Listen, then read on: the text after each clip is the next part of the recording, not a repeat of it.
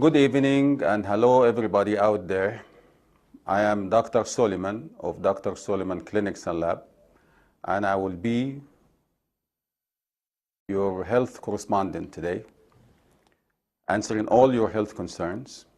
Today is the first session, the first show, so hopefully that you will enjoy it very well. For those out there in the Southwest, most of you know me. We are here in Vola today to give you some heads up and some information. You will hear things from me that you have never heard before regarding mental health and mental issue. We're going to start with a disease, maybe it's a bit difficult to pronounce, called schizophrenia, which in simple English translates to madness. The whole purpose of this session is to make you aware of the early signs and symptoms. You out there, if you have a family member, a friend, that you may see these signs and symptoms, you should be aware that this person needs help, needs immediate help. Why I'm saying that? Because the earlier we discover the disease, the much better the prognosis would be, meaning the much better the outcome of the patient would be. Most of those patients will return back to normal. Let's now talk about what is schizophrenia, or in simple English, madness. You know, a lot of people call craziness. Okay, let's see what it is. We're going to call the first disease as schizophrenia. Schizophrenia. What is that? It's a thought disorder, meaning this patient is mostly out of touch with reality. They are not living with us in this world. I want to tell you the signs and symptoms that you should be on the lookout for. Very important that you watch those signs and symptoms. That was one movie that was made in 2001. We're going to explore this movie very soon to watch out for the signs and symptoms. Many more signs and symptoms has been added on since that time. But let's first distinguish who can we call mad and who can we call schizophrenic. If somebody out there uses drugs, hallucinogens, that's somebody we cannot call schizophrenic. We can call that somebody that have episodic psychotic episode, you know. So this is something that happened for some time and then it goes away. If it's not taken care of, it can progress to something else that is more severe. Now, schizophrenia or people with madness, with this disease, are really a specific category of the population. Those people are extremely intelligent. I'm talking about schizophrenic, not those with episodic psychosis induced by medication or drugs, illegal drugs that they use. Those are extremely intelligent, very high IQ. It doesn't happen to normal people. It happens to mathematicians, to musicians, to professors, to those who really have a very high IQ. The good thing that I want to tell you, if you, when you are born, you are not born schizophrenic. You are born normal. It's just along the time, sometimes it happens that you develop the symptoms. What are those symptoms? Let's look first at this first patient that I have, which is the substance number 1 video. I would like the production to play number 1 video, and let's get an idea.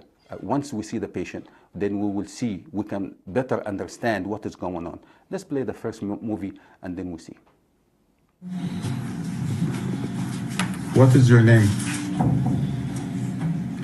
Talking to you. What is your name? Yes. Do you know your name? What is your name? Do you know where you are? Do you know where you are? Do you know where you are? Yes. Where are you now?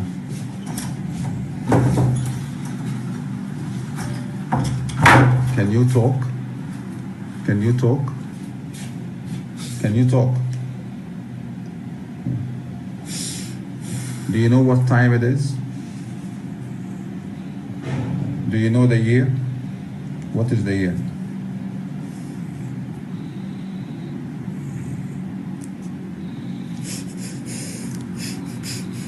Can you write?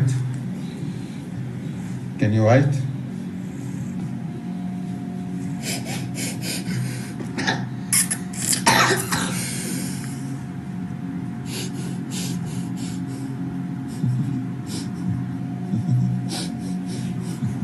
All right.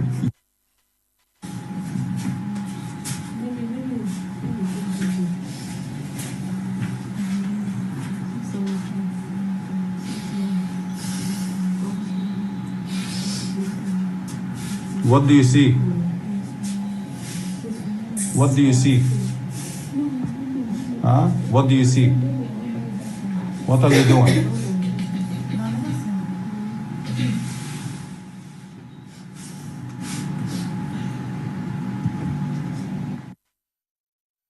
Here it is. This is a psychotic episode. This is not schizophrenia. This is somebody who has taken something, hallucinogen most likely, that have induced this episode. The correct recognition and the fast recognition of the situation is a must. Then, given the correct medication, the patient will survive back to normal as nothing has ever happened. The most important thing is to recognize what is going on, and then now let's now live with this patient step by step. This patient is not here. He is not hearing you. He's living in his own world. He is not there. He will not communicate with you because he doesn't see you, the words he's saying, it doesn't apply to him. He is not with you. He is not existing in this life. He has his own atmosphere. He is living his own world. He will not listen to you. And look at the behavior. You notice the behavior. That is what we call episodic psychosis, meaning this is an episode most likely induced by a chemical that he has taken. We've given him the right medication. 3 days after, the patient is absolutely normal, talking normal, and everything is fine. We'll go home. Okay, so this is somebody who has been, taken to a doctor quick. The correct response was done. The correct diagnosis was made. Treatment was given. 3 days later, he's back home. No problem. I never seen him again. Everything is fine. Now, this is easy. Now, let's talk about the real thing. The real thing is schizophrenia. Now, this is something that will persist for more than 6 months, and it can go for years and years and years. We have patients that have been suffering for 17 years. The only thing is they did not know what to look for. They did not know, they did not recognize. They thought, is something that is maybe spiritual. I'm not denying spiritual as an element. Actually, we do have a spiritually induced schizophrenia. We're going to talk about this in details in a few more minutes. But let's watch this movie now, the second movie, Wonderful Minds. I'm quite sure most of you have watched it already. It was a 2001 movie, and I picked up only the points that stress out the signs and symptoms that you out there should be looking for. Let's play movie number 2 and see, and then we're going to discuss each symptom by itself.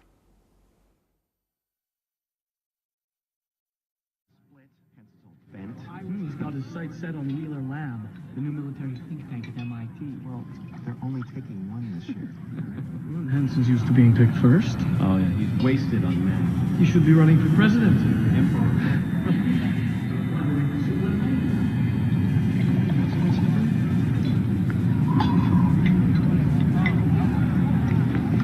There could be a mathematical explanation for how bad your tie is.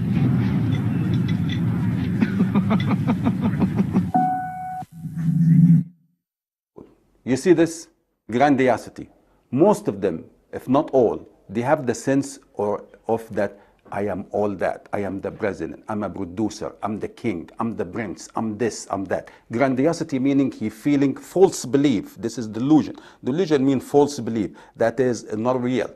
But he really thinks that he is somebody who is really big, somebody who is really important, somebody who is no one out there is like them. Right? So this is the sense of grandiosity. Let's continue the movie. Been in here for 2 days. You know, Hanson's just published another paper. I can't even find a topic for my doctorate. Well, on the bright side, you've invented window art. This is a group playing touch football. This is a cluster of pigeons who are fighting over breadcrumbs. And this here is a woman who was chasing a man who stole her purse. John, you watched a mugging. That's weird. Wonderful. So this is the second thing that you should be on the lookout for. The first thing, your patient, your friend, your family member, if he has the symptoms, the sense of grandiosity has to be there. Delusional is not. I mean, the guy, you know, he's sick. So he's always, like you see now, staying in a dark room, doesn't leave that room for 2 days, 3 days at the time. He doesn't want to bother nobody. He doesn't want to be bothered with nobody. And look at the second person in the movie. This is imaginary person. And we're going to talk about this in details. It might be not imaginary. It might be real. So, but there is a companion. There is somebody with him that he is talking to. So what I'm trying to say here is low level of activity. The patient is in a dark room. Even though this guy is a mathematician, he's genius, but he get the episodes of, that's it, I don't want to be bothered. He lock himself in a dark room or dark space, and he just stay there, isolate himself from all activity. He doesn't want to bother to nobody. He doesn't want to talk to nobody. But at the same time, when he is isolating himself like this, there is an imaginary person that he's talking to.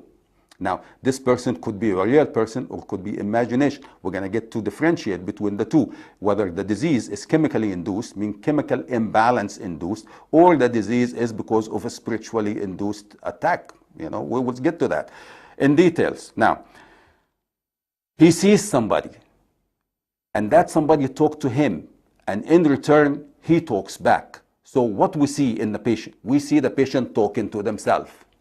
But because the patient hearing somebody, he's comprehending what this guy is saying or what this entity is saying, and as a consequence, they talk back. So what we see is the patient talking to themselves.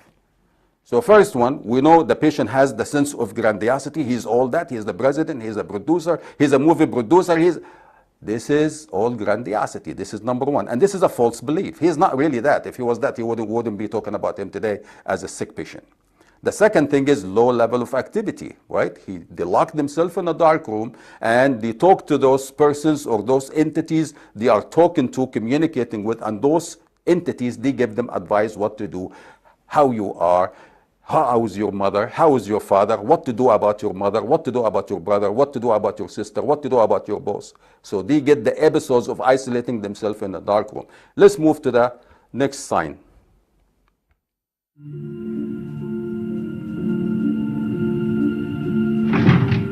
John? Turn it off. Turn off the light. Why would you do that? Why would you turn the light on? What is wrong with you? You have to go to your sister's. I left the car at the back. Make your teeth follow them off. No side streets. John. Stay where it's crowded. John, I'm not Okay. going anywhere. When you get to your sister's, you wait for me to call you. No, I'm not going. Just get your things. I'm not leaving. Stop! Stop it. Please, Alicia. I will explain when I can.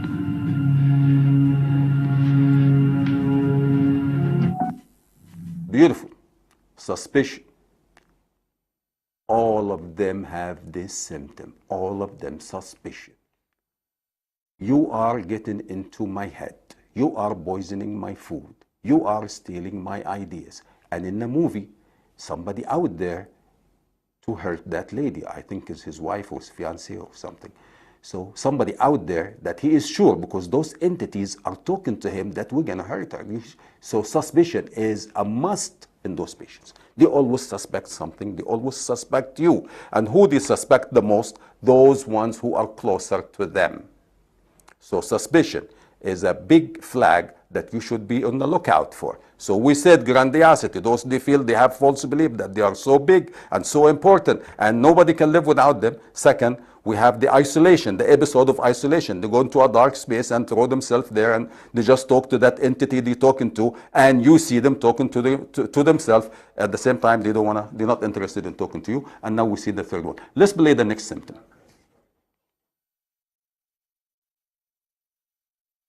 Let's play the movie, please.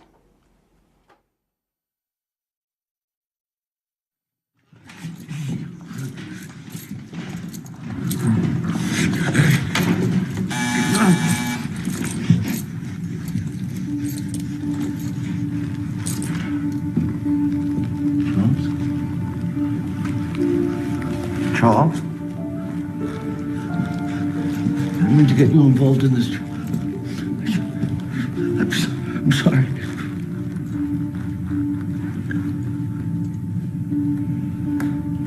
Charles?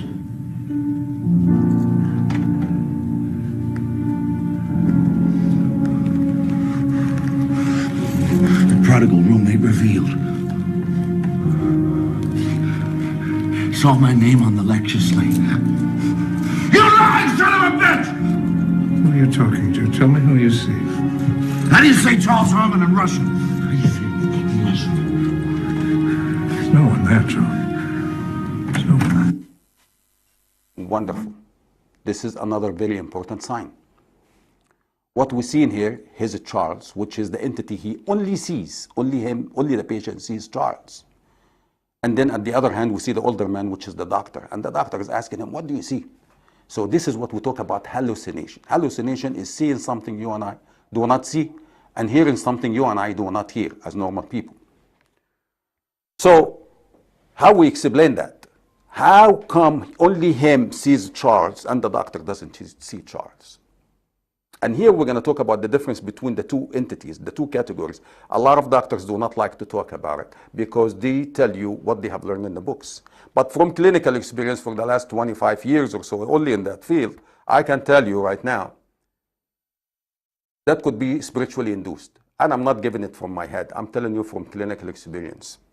And it's also in the DSM-5, spiritually induced neuropsychiatric disorder is there. So now this guy here is either have a spiritually induced schizophrenia or chemical imbalance induced schizophrenia. We're gonna come to other videos to distinguish clearly between the two. Nevertheless, he sees something that you and I do not see. He sees an entity and he talks to that entity, and this entity talks back to him, and most of the time they giving them commands, and most of the time what they tell them is negative things about themselves, also about others. I have a patient, for example. His mother is the caretaker.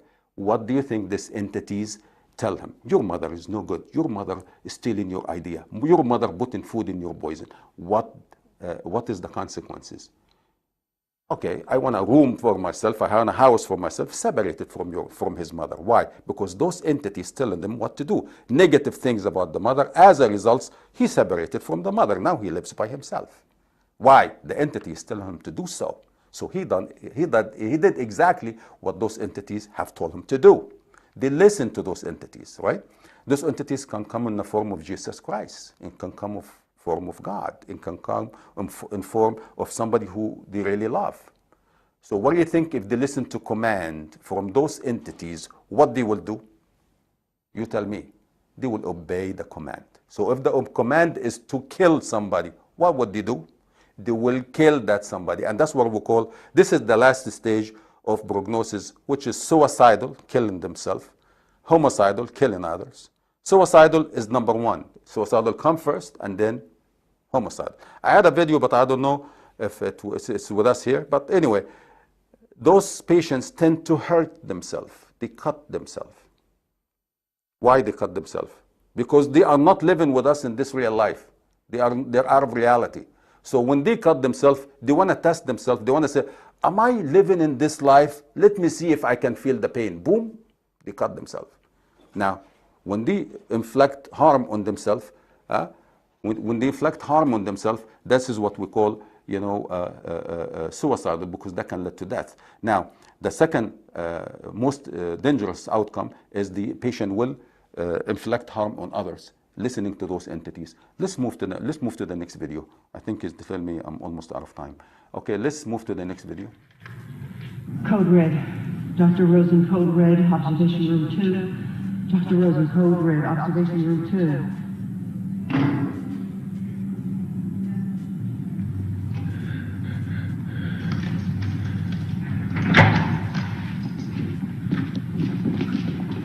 John?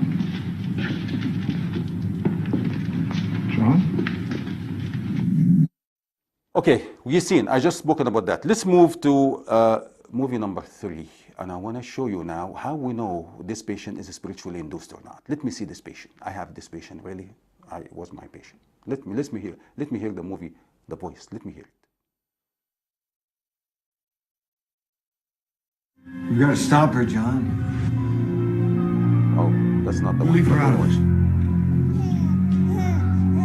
Who are you talking to? It's not her fault. John. She'll compromise us again. No, she won't. You'll go back to the hospital. John, answer me! Countless people will die. Alicia, please, put the phone down. I can't let that happen. Yes. Hello. Hi, I need Dr. Rosen. Is he in? I'm sorry, John.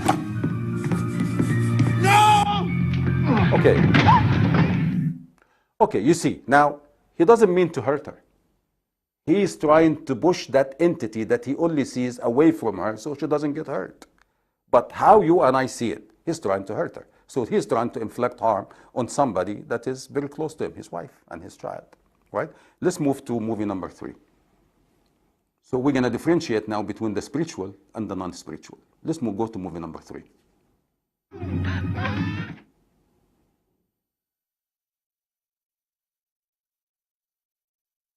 Yes. Movie number 3. With the dark movie that you hear the voices and the shouting and the screaming.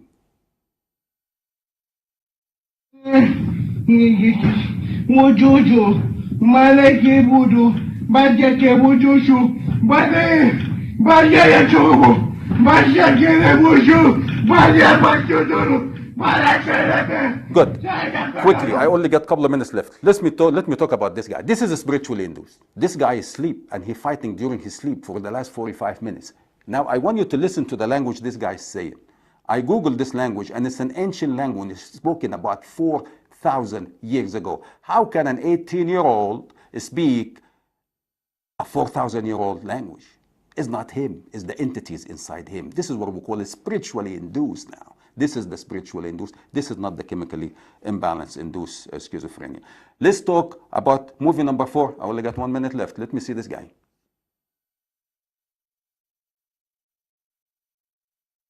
And I am going to talk about what I'm experiencing. So I am currently hearing voices. Okay, it's okay. Let me talk about this guy since we don't have enough time. Okay, this guy is gonna hear the phone. His phone is gonna ring, and he's gonna pick up the phone. But the phone, in actuality, didn't ring. Now, somebody on the other side, when the phone rings for him, and he will pick up the phone and he will say hello, and then they're gonna tell him, you're no good. You should kill yourself. So this is now the voices are telling him bad commands. This guy is chemically induced schizophrenia, and he's on medication. But even though he's on medication, the entity, he still gets to hear the voices. So he has to go through different means of treatment to eliminate those voices. You know, when we do with chemical treatment, drugs, when we give drugs, we basically kill the communication for you not to hear those voices and not to see those things. You know, I don't know if we have enough time. We can play the movie with the drawing, which is number 5. And I want to show you what those people see. If it's possible. If it's not possible, then another time. Of the faces, I hallucinate.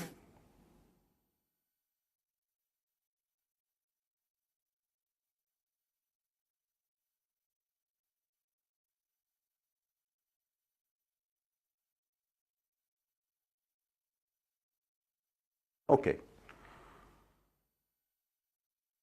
You see, this is exactly what they see. Those scary faces, to you, they are scary, but to him, this is what he lived with every moment of his life. This is what he sees every second of his life. Those are the things that tell him what to do and what not to do. And, you know, unfortunately, it's all negatives. You don't tell him something good. It's all negative. It's all about negative thoughts. It's about negative thoughts and negative idea. And then commands, which is going to be also negative commands. Homicidal, killing others, or suicidal, killing themselves, or harming themselves. This is what it is. So now, what are we going to do about it? What you need to do out there is when you recognize any of the symptoms that we have spoken of today, do not delay. Call us. Let us know. We will take care of it. And the patient will return back to normal, guaranteed, inshallah. So what I'm trying to say is this. Now, if you listen to me now, and you think something is wrong with you, here is the good news. Nothing is wrong with you. Because those people think there's nothing wrong with them. Something is wrong with you. Nothing is wrong with me. I am good. You're not good. So again, the good news is if you heard this session and you think something is wrong with you, the good news, nothing is good. Nothing is wrong with you, okay? Because those patients think absolute without a doubt that nothing is wrong with them. That's why they refuse to go to doctors. That's why they refuse treatment. And I hope you enjoyed the show, and we see you in, next week for another very interesting topic. And thank you, and have a blessed evening, all of you out there.